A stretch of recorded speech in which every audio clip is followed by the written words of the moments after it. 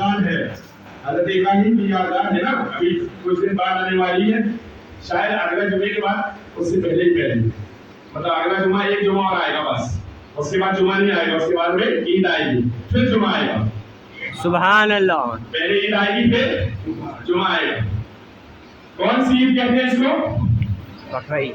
بقرعید ہے نا, عید الاضحیٰ, عید الاضحیٰ, قربانی والی عید, قربانی والی عید. اب تھوڑا سا ذہن حاضر رکھیے گا, قربانی والی عید کون سی عید؟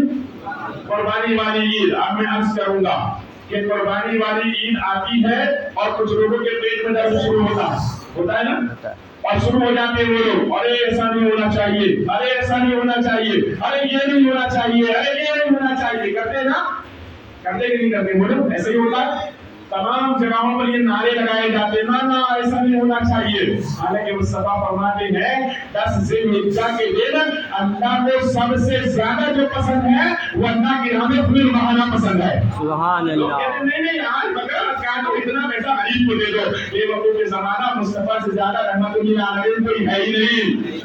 میرے آقا سرور کائنات جو کہہ رہے ہیں وہ سنت فائدہ ہے, تیرے دینے میں نہیں اور تو دے گا بھی نہیں, یہ بھی پکی بات ہے, کیونکہ آدمی کا مزاج ہے کہ جب وہ کچھ کہیں دیتا ہے نا, وہ جو اس کے اوپر بنا ہوا اتنا دینا ہے اتنا تو دے گا, لیکن اگر وہاں سے بچ گیا نا اب اتنا نہیں دے گا, اب آدھا دینے کی کوشش میں لگ جائے گا. یہ انسان کی فطرت ہوتی ہے. یعنی اگر کسی جگہ 10,000 روزہ ہر مہینے دے رہا ہے, 5,000 ہر مہینے دے رہا ہے, لیکن اگر وہ 5,000 بچ جائے نا تو اگر اس کے 5 کے بھی نہ ہو تب بھی اس کے اندر سے بھی آدھا کر کے لوگوں کو دے گا. یہ مزاج ہوتا ہے انسان کا. رمضان ملت اسلامیہ تو یہ قربانیاں روک دی گئی, اور کسی نے کہا کہ لیکن ہم بکرا نہیں کاٹیں گے, بکرے کی قیمت دے دیں گے تو ایک سال کو دے دے گا, لیکن اگلے سال کوئی نہیں دے گا. تو اگلے سال کوئی اس سے پوچھے گا نہیں تم نے دیا کہ نہیں دیا. لیکن ہاں اگر ہر سال قربانی کرتا ہوا نظر آتا ہے تو لوگ کہیں گے کیا ہوا یار, پچھلے سال تو قربانی کی تھی, اس سال قربانی کیوں نہیں کری ہے. رمضان ملت اسلامیہ تو میں عرض کر رہا تھا, میرے آقا جو فرمائے اسی میں کامیابی ہے. میرے آقا جو فرمائے اسی میں بولو, میں اسی میں. اب عرض کر رہا ہوں بقرعید میں یہ کہتے ہیں غریبوں کا فائدہ کرو. میں کہتا ہوں جتنا فائدہ غریبوں کا بقرعید پر ہوتا ہے, ہندوستان میں اتنا فائدہ کسی بھی تہوار پر کسی کا نہیں ہوتا ہے. سبحان اللہ. اتنا کسی کا فائدہ نہیں ہوتا. کیوں؟ کیونکہ ایک سال تک کے جس نے بکرے پال کر رکھا ہوا ہے, جو 15,000 کا بکتا تھا وہ بقرعید پر 20 سے 25 کا بکتا ہے, تو اس کا 10 کا فائدہ ہوتا ہے. ہزاروں نہیں, لاکھوں نہیں, کروڑوں بکرے بکتے ہیں. کروڑوں بکرے جو بک رہے ہیں وہ سارے غریبوں کا فائدہ ہوگا. پھر وہ جو بکرے آئے ہیں تو اس کے ساتھ میں جو چانے والا سسٹم ہوتا ہے, جو چارہ جو بکنا شروع ہوتا ہے, وہ ہزاروں غریبوں کو چانے میں فائدہ ہوتا ہے. ہوتا ہی نہیں ہوتا ہے. اس کے بعد جب وہ کٹتا ہے تو کٹنے کے بعد جب گوشت بانٹا جانا ہے تو برادران ملت اسلامیہ معافی چاہتا ہوں 900 روپے کلو گوشت ہے ابھی فی الحال میں بکرے کا. میرے جیسا آدمی خریدنے سے ڈرتا ہے کہ اگر خریدوں گا تو 3 دن کی تو تنخواہ چلی جائے گی, تو میں کیسے خریدوں گا. تو میرے جیسا آدمی خریدنے سے ڈرتا ہے, کوئی مزدور پیشہ آدمی خریدنے سے ڈرتا ہے, کھانے سے ڈرتا ہے. لیکن بقرعید کی آتی ہے, غریبوں کی عید آ جاتی ہے. بقرعید کی آتی غریبوں کی عید آ جاتی ہے. اب حال یہ ہوتا ہے کہ جس کے گھر میں سال بھر تک اس نے بکرے کا گوشت نہ کھایا ہو, اچانک ایسی بہتات ہوتی ہے کہ اللہ اکبر فریج میں رکھ کر کے وہ کھاتا ہوا نظر آتا ہے. یہ غریبوں کا فائدہ نہیں تو کس کا فائدہ ہے. میرے آقا رحمت للعالمین ہے, میرے آقا رحمت للعالمین ہے.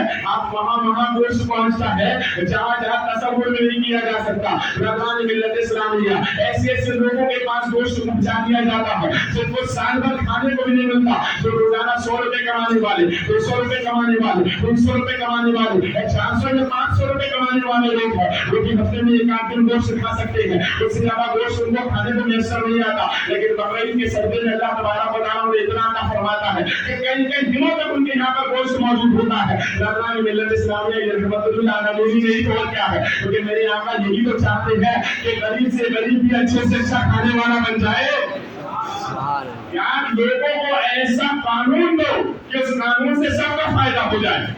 سب کا فائدہ ہو جائے. اور ہندوستان کے اعتبار سے اگر کہوں حکومت کے اعتبار سے تو حکومت کا کتنا فائدہ ہوتا ہے تو حکومت بتائے گی کہ کتنا زیادہ فائدہ ہوتا ہے. برادران ملت اسلامیہ تو میرے آقا کے ہر کام میں بے شمار فائدہ ہے. میرے آقا نے جو کہہ دیا اس میں فائدہ ہی فائدہ ہے. بس مسلمان یہ سوچ لے تو میرے مصطفیٰ نے کہا ہے نا بات ختم ہے, اس میں فائدہ ہی ہوگا, اس میں نقصان نہیں ہو سکتا. میرے آقا نے فرمایا ہے نا نماز پڑھنا ہے تو پڑھنا ہے کیونکہ اس میں فائدہ ہی ہوگا, نقصان نہیں ہو سکتا. آدمی کہتا ہے میں کام کر رہا ہوں یار کام چھوڑ کر کے نماز پڑھوں گا میرا کام کا نقصان ہو جائے گا. میرے آقا کے لیے فائدہ ہوگا, میرے مصطفیٰ کے لیے فائدہ ہوگا. اور میں کہتا ہوں آپ سے جتنے لوگ یہاں پر قربانی کرنے والے ان سے پوچھنا چاہتا ہوں تو قربانی کرنے والے وہ بتا دے کہ آپ نے پچھلے سال قربانی کی تھی تو قربانی کرنے کے بعد آپ کا نقصان ہوا یا فائدہ ہوا؟ جواب آئے گا نہ, ہم نے اللہ کی راہ میں 10-20 ہزار روپے خرچ کیے تھے, اللہ نے ہمیں 1,00,000-2 لاکھ روپے عطا فرما دیے تھے.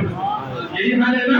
ایسا ہی ہوتا ہے, کوئی ایک بندہ بھی نہیں کہہ سکتا کہ میں نے قربانی کی تھی اور مجھے نقصان ہو گیا. کوئی ایک بندہ بھی نہیں کہہ سکتا, سب کہتے فائدہ ہوا ہے. بھیا فائدہ کیوں ہوا؟ قاعدہ تم نے سبا تم نے کیا, کھایا بھی تم نے اور اس کے باوجود اللہ نے فائدہ بھی عطا فرمایا. اور دنیا ہی کا فائدہ نہیں بلکہ آخرت کا بھی فائدہ ہے. میرے آقا فرماتے قربانی کے جانور میں جتنے بال ہوتے ہیں اللہ بال کے بدلے میں اللہ پاک ایک نیکی عطا فرماتا ہے. بال کے بدلے میں دیکھیے اللہ کا فرماتا ہے. ذرا غور کیجئے کہ کتنے فوائد ہیں اسلامی تعلیمات پر عمل کرنے میں. اسلامی تعلیمات پر عمل کرنے کا مزاج بنائے کیونکہ جو رسول اللہ کی اتباع کرتا ہے وہ کامیاب ہوتا ہے. میں عرض کروں گا اسلامی تعلیمات پر عمل کرنے کا مزاج بنائے. میں ایک دعویٰ اور کرنا چاہتا ہوں, اس کو بھی غور کیجئے. میں ایک دعویٰ کرنا چاہتا ہوں پورے زمانے میں آپ گھوم کر کے دیکھیے آپ کو جتنے بھی پاگل ملیں گے ان میں کوئی بھی ایسا پاگل نہیں ملے گا جو 5 وقت کا نمازی ہو. آپ کہیں گے ہاں ایسا تو نہیں ہے, لیکن جو 5 وقت کا نمازی ہوگا وہ پاگل نہیں ہوگا, وہ پاگل ہو ہی نہیں سکتا ہے. ان میں آپ کو کوئی پاگل نہیں ملے گا اگر شرط یہ ہے جو صحیح طور پر وضو بناتا ہو, صحیح طور پر نماز پڑھتا ہو. ان میں کوئی پاگل نہیں ملے گا آپ کو. آپ کہیں گے اس کا مطلب کیا ہے؟ میرے آقا سرور کائنات صلی اللہ علیہ وسلم نے نماز پڑھنے کا حکم دیا. فائدہ کتنا ہے؟ تو فائدہ ہم اپنی بات کیوں کریں. آپ کہتے ہیں ابھی بھی پڑھتے ہیں, ایک غیر کی کتاب لکھی ہوئی ہے, اپنوں والوں کی ہوئی ہے, غیر کی اس نے کتاب لکھی, اس میں لکھتا ہے کہ امریکہ یا لندن کی بات بتائی اس نے کہ وہاں کسی پاگل خانے میں کوئی ڈاکٹر پہنچا جو مسلمان تھا. جب وہ وہاں گیا صحابی پہنچا ادھر بھی لینے والا, جب وہاں پہنچا تو اس نے دیکھا کہ جتنے پاگل ہیں ان پاگلوں پر ایک ریسرچ کی جا رہی ہے. وہ ریسرچ یہ ہے کہ ان پاگلوں کو بٹھایا جا رہا ہے اور ان سے کہا جا رہا ہے اپنے ہاتھ کو گیلے کرو اور ایسے 5 مرتبہ یہاں لگاؤ روزانہ. بولو نا 5 مرتبہ روزانہ یہاں لگاؤ, ایسے لگاؤ 5 مرتبہ روزانہ یہاں لگاؤ. ایسی ریسرچ کی جا رہی ہے, 5 مرتبہ لگانے کا حکم دیا جا رہا ہے. اس نے ڈاکٹر صاحب کو بلایا, کہا یہ کیا ماجرا ہے, اس سے پاگل پر کیسے دور ہوگا؟ کہا یہاں ایک نس ہوتی ہے اور ہم نے اپنی ریسرچ میں پایا ہے کہ اس نس کو اگر 5 مرتبہ میرے ہاتھ سے ٹچ کر دیا جائے تو اللہ پاک انسان کا پاگل پن دور فرما دیا کرتا ہے. سبحان اللہ.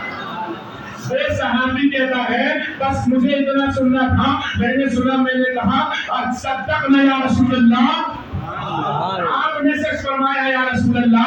وہ ڈاکٹر کہنے لگا عجیب آدمی ہو, بات تو میں نے کہی ہے, تم کہتے ہو حضور نے سچ فرمایا. کہا ہاں میرے آقا نے سچ فرمایا, کیونکہ میرے سرکار نے 1400 سال پہلے بتایا تھا کہ جب وضو کیا کرو نا تو وضو کرنے کے اندر جب ہاتھ دھویا کرو, سر کا مسح کیا کرو تو اس طرح ہاتھ گیلے کر کے گردن کا مسح ایسے پڑھ کر لیا کرو. سبحان اللہ. اور کتنی مرتبہ کرنا ہے تو 5 مرتبہ کرنے کا حکم دیا تھا.